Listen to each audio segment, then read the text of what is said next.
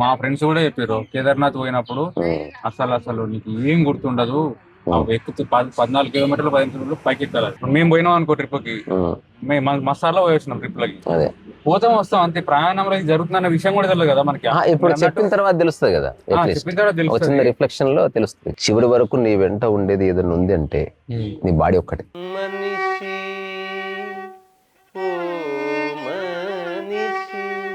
So Vijayawada reach అవుతూ మధ్యన అనుకోకుండా ఒక పెద్ద చెట్టు కనిపిస్తే ఆగాం. ఒక చిన్న ఏమంటారు ఫిలసాఫికల్ క్వశ్చనే, జనరల్ ఆన్సర్స్ కాకుండా కొంచెం తాత్వికమైన జవాబిస్తే బాగుంటుందని అడుగుతున్నా. చూద్దాం. ఎవరు ప్రయాణం చేసినా ఒక్కటి జరుగుతుంది.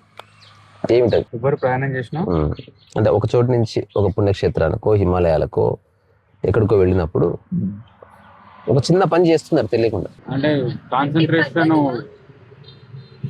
రోజు ఉండే పనుల నుంచి పోయి ఓన్లీ ప్రయాణం మీద ఉంటుంది. అంటే తన యొక్క పాత మనస్సుని వదిలేస్తూ వదిలేస్తూ వదిలేస్తూ వెళ్తాడు అనమాట. అంటే నువ్వు ప్రయాణం చేయడంలో ఒక జరిగే మ్యాజిక్ ఏమిటంటే you are dropping your old mind.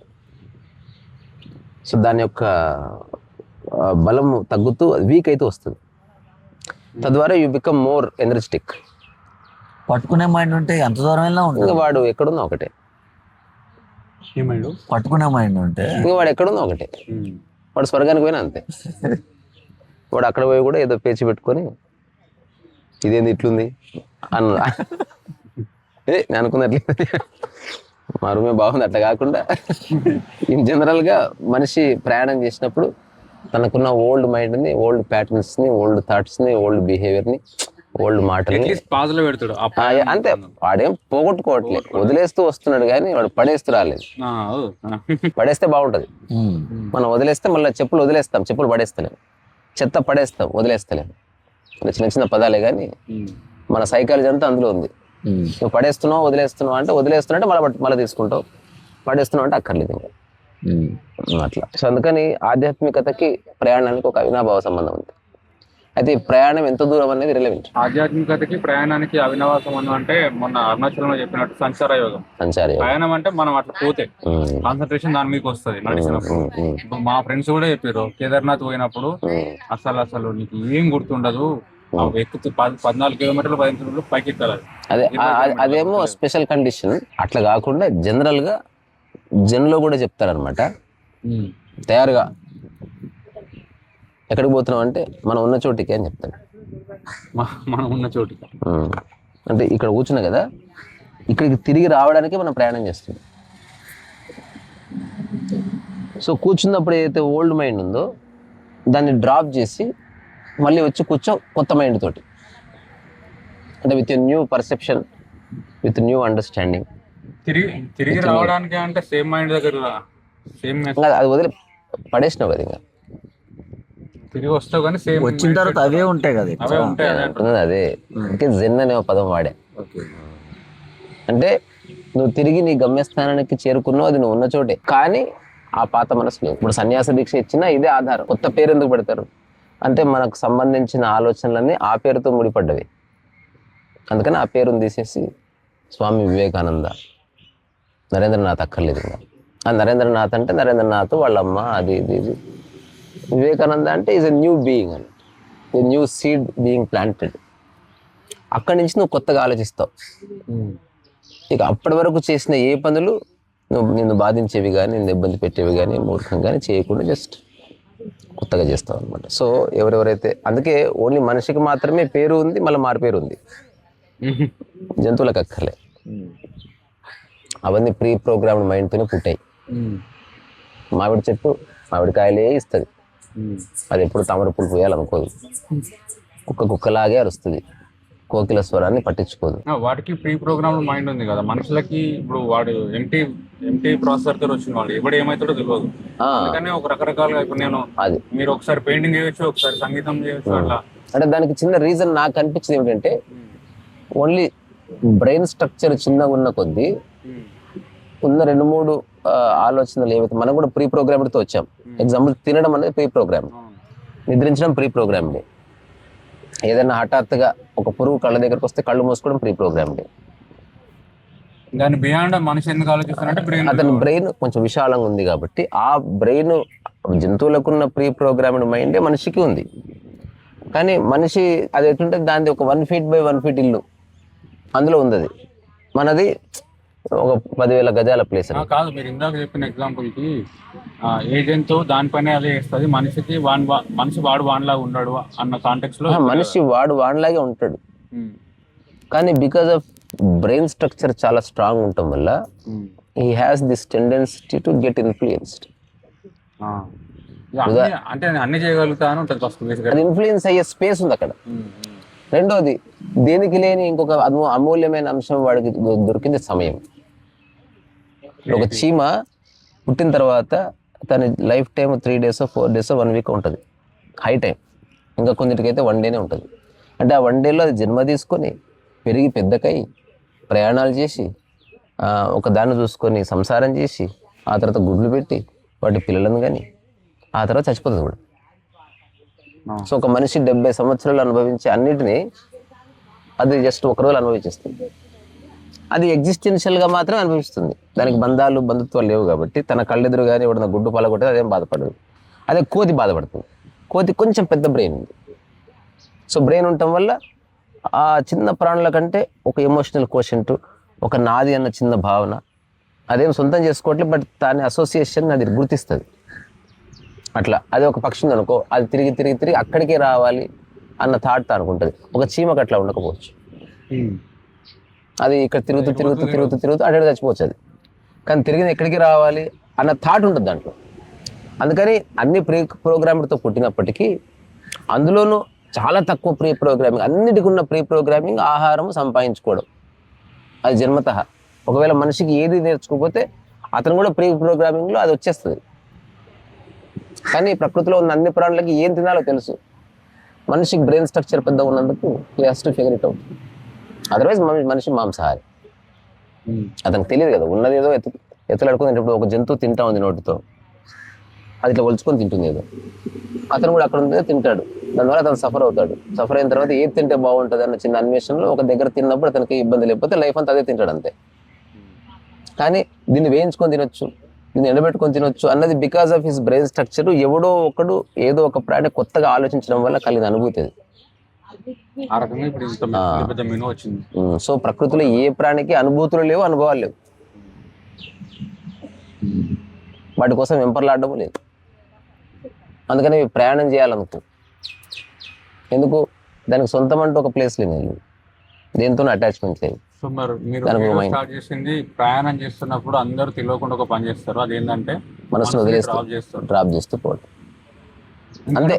Concentration అంతా దాని మీద ఉంటుంది కాబట్టి, ప్రయాణం మీద అంటే ఎవరైనా ఎక్కడన్నా అంటే నీ యొక్క ఇంద్రియాలకి కొత్త వాటిని చూపించాలి అన్నది నీ లక్ష్యం. అంటే అదే పాత గోడ, అదే పాత మనిషి, అదే పాత. ఇప్పుడు ఆధ్యాత్మికతకి ఇది ఒక దారి అన్నారు కదా, ఇది ఒక మార్గమే. అందరూ దాన్ని గ్రాస్ప్ చేస్తున్న గ్యారెంటీ లేదు, ఇది ఒక దారి. ఓకే, అంటే ఇప్పుడు నువ్వు ప్రయాణం చేస్తున్నప్పుడు మనసు వదిలేస్తూ పోతున్నాడు అంటే ఇంకా వాడి జీవితాంతం ప్రయాణం చేస్తూ ఉండాలి. మనసు వదిలేసి ఉండాలంటే మేబీ అంటే డ్రాప్ చేయాలంటే మనం అంతా జీవితకాలం ప్రయాణం చేస్తున్నాం. యాక్చువల్లీ ప్రతి మనిషి ప్రయాణికుడే. అంటే ఇంటి నుంచి బాత్రూమ్కి, బాత్రూమ్ నుంచి ఇంటికి, అక్కడి నుంచి కిచెన్ లో ప్రయాణం నడుస్తుంది. అంటే you cannot live without journey. అది యూని డైరెక్షన్ అయినప్పుడు మనం దాన్ని ప్రయాణం అంటున్నాం. అంటే ఇక్కడ స్టార్ట్ అయ్యి అట్లా పోతే అంటే మనం ఉన్న ప్లేస్ నుంచి ఎంత దూరం పోయినాం అన్న ధారణ ఉన్నంత వరకు నువ్వు ప్రయాణం చేస్తున్నట్టు. అట్లా కాకుండా నేను నా శరీరంలో ఉన్నా అని అనుకో, నువ్వు ప్రయాణం చేస్తున్నట్ట, ప్రయాణం అండి అయిపోతుంది. సో ఆధ్యాత్మికత యొక్క చరమ స్థితిలో ప్రయాణం అంటే ఏం లేదు. అంటే నువ్వు ఒక ప్లేస్ వదిలిపెట్టి ఇంకో ప్లేస్కి పోవడమే లేదు, ఎందుకంటే నీ ప్లేస్ ఇది కాబట్టి. మనసు అనగడానికి అంటే మన రెగ్యులర్ లైఫ్ లో కొట్టుమిట్టాడుతూ ఉంటాం కాబట్టి ప్రయాణం అనేది ఒక దారి. అంటే ఇట్లా కూడా బతకొచ్చు. అంటే రకరకాల వాక్స్ ఆఫ్ లైఫ్, రకరకాల జీవన విధానాలు, రకరకాల వృత్తులు. ఓహో, నేను ఒక లిమిటెడ్ ప్లేస్ లో ఒక కుక్కున్లో జీవించి నాకేవో పెద్ద సమస్యలు వచ్చినాయని నేను అట్లా అనుకున్నాను, బట్ నాకంటే పెద్ద అందుకే ఇప్పుడు వివేకానంద కూడా జీవితాన్ని అర్థం చేసుకోవడానికి కాళ్ళనక తిరిగాడు. మహాత్మా గాంధీ కూడా మనసు డ్రాప్ చేయడం తెలుస్తుంది, కానీ ఇక మనసు డ్రాప్ చేసి మీరు దాని ఏమంటారు స్థితప్రజ్ఞ స్థితికి రావాలంటే తిరుగుతూ ఉండక్కర్లేదు. అంటే నీకు నీ యొక్క అండర్స్టాండింగ్ యొక్క వాస్ట్నెస్ అనేది క్రియేట్ అవుతుంది.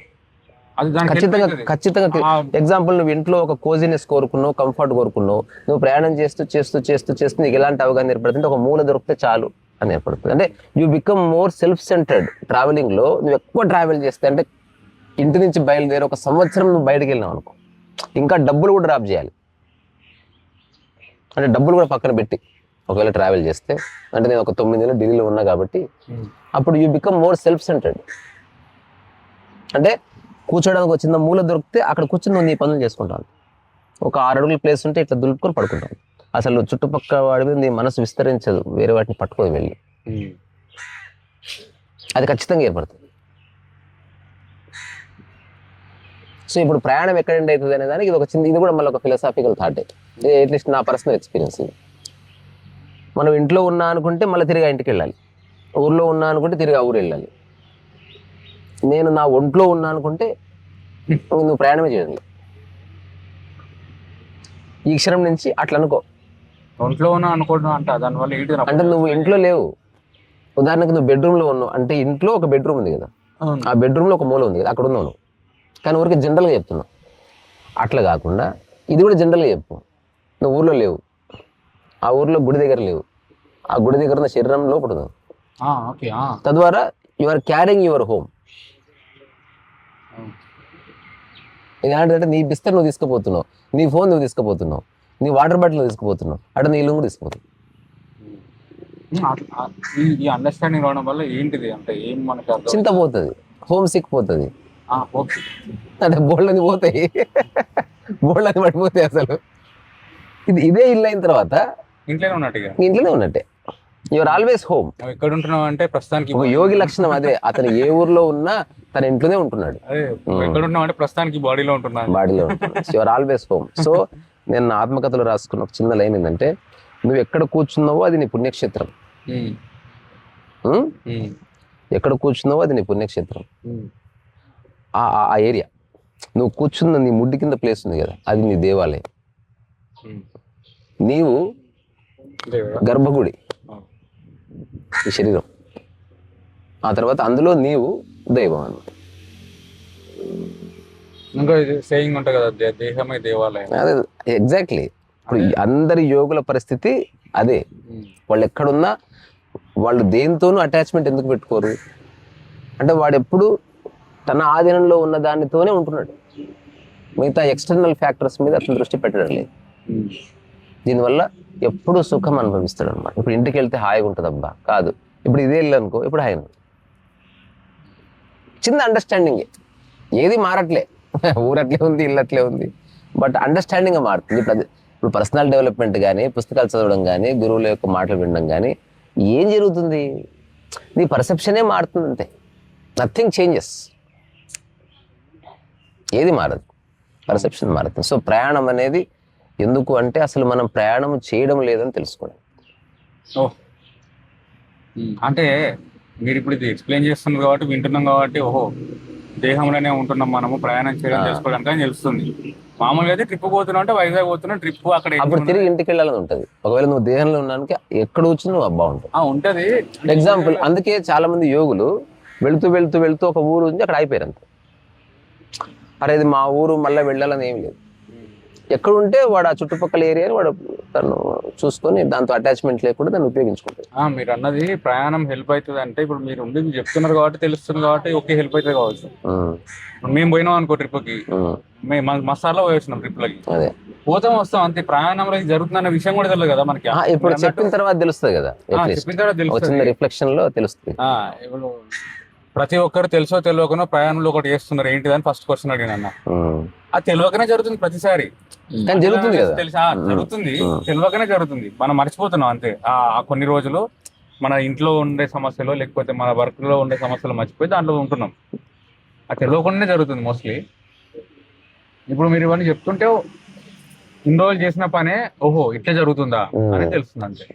చివరి వరకు నీ వెంట ఉండేది ఏదైనా ఉంది అంటే నీ బాడీ ఒక్కటే. చివరి వరకు నీ వెంట ఉండేది ఏదైనా ఉంది అంటే నీ బాడీ ఒక్కటే అంతే, వేరే ఏది లేదు. ఫోన్ ఉండదు, భార్య ఉండదు, పిల్లలు ఉండరు, ఉద్యోగం ఉండదు, ఏది చివరి వరకు నీ వెంట ఉండదు. అందుకే ఏదైతే చివరి వరకు నీ వెంట ఉంటుందో అదే నీ ఇల్లు అవ్వాలి. నేను బాగా చూసుకోవాలి. బాగా చూసుకోకపోయినా అందులో హాయిగా ఉంటే చాలు, అది వేరే సంగతి. అది కూడా ఒక మంచి లక్షణం. అంటే అది బాగుంటే నేను బాగుంటానేమి లేదు, అది ఎలా ఉన్నా నేను బాగుంటా, అది నాకు అంటుకోదు. తర్వాత ఆధ్యాత్మిక పరంగా చెప్పిన కొన్ని స్టేట్మెంట్స్, నాకు నా శరీరానికి మధ్యన కొన్ని లక్షల కోట్ల కిలోమీటర్ల గ్యాప్ ఉంది, నాకు నా శరీరానికి మధ్యన అని అనుభూతి చెందడం ఒక స్థితి ఉంది. ఎందుకట్లా మీరు అన్నది ఎందాక శరీరం అయినప్పటికీ అంటే అంత పెద్ద ఇల్లు అన్నట్టు, అంటే యు ఆర్ సో వాస్ట్, ఇట్లా అనుభూతి చెందారు. నాలో శరీరం ఉందని, శరీరంలో నేనున్నానని, అంటే బియాండ్ ద బాడీ. అండ్ చిన్న ఎగ్జాంపుల్ చెప్తా. ఒక ఇల్లు ఉంది, ఆ ఇంటికి ఒక కంపౌండ్ ఉంది. సో ఇంటి బయట ఉందా, కంపౌండ్ లోపల ఉందో కదా, అట్లాంటి ఒక భావన ఉంది కదా మనకి. అంటే మనకు చిన్న కంపౌండ్ ఉన్నప్పుడు ఇంటి బయట ఉన్నావు, బట్ స్టిల్ నీ బౌండరీలోనే ఉన్నావు. మెయిన్ డోర్ నుంచి బయటకు అట్లా నీవు ఈ శరీరంలో నీవు ఉన్నావంటే నువ్వు ఇందులో బందీ అయి ఉన్నావని కాదు. సరే, ఒక భావన, ఇందులో నువ్వు లిమిట్ అయి ఉన్నావని కాదు. ఈ శరీరం బయట కూడా ఉంది, అది నీవే అన్నట్టు. కొంచెం ఎక్కువ ఇప్పటికి ఇది ఇంత ముందు అర్థం అంటే కొంచెం కష్టం. ఏంటంటే ఇది కాంప్లెక్స్, బాగా కాంప్లెక్స్. అంటే నాకు తెలుసు ఒక పాయింట్, అంటే ఇది అరుణాచలంలో తెలిసిన పాయింట్. ఇది కూడా స్పిరిచువాలిటీలో కానీ ఇలాంటి సేయింగ్స్ లో కానీ భగవద్గీతలో కానీ దేంట్లో కానీ చెప్పిన దేన్ని కానీ లిటరల్ గా తీసుకోవద్దు అనేది అర్థమైంది. స్టిల్ ఇప్పుడు అన్న చెప్పింది కొంచెం అండర్స్టాండ్. మనం ఒక 3 స్టేట్మెంట్స్ అనుకున్నాం ఇప్పుడు. మనసు వదిలేసి వస్తున్నాం అని ఒకటి, రెండోది వదిలేసి వస్తున్నాం అంటే అక్కడ ఏదో ఉంది నీది అనుకోవడం వల్ల. అట్లా కాకుండా చిన్నది రెండో ఒక ఫిలాసఫికల్ థాట్ ఏంది, నువ్వు ఇల్లుని వదిలేసి వస్తలేవు, ఊరిని వదిలేసి వస్తలేవు, ఎక్కడ నువ్వు ఉన్నదే ఇదే నీ ఇల్లు, నువ్వు మోసుకొని పోతున్నావు. ఇది రెండవ థాట్. మూడవ ఎక్స్పాన్షన్ ఏమిటంటే, నువ్వు ఇందులో ఉన్నావంటే ఇందులోనే ఉన్నావు అనగా దాని బయట కూడా నీవే ఉన్నావు. ఇది కొంచెం ఆర్గానిక్ కెమిస్ట్రీ లా ఉంది అని తెలుసు.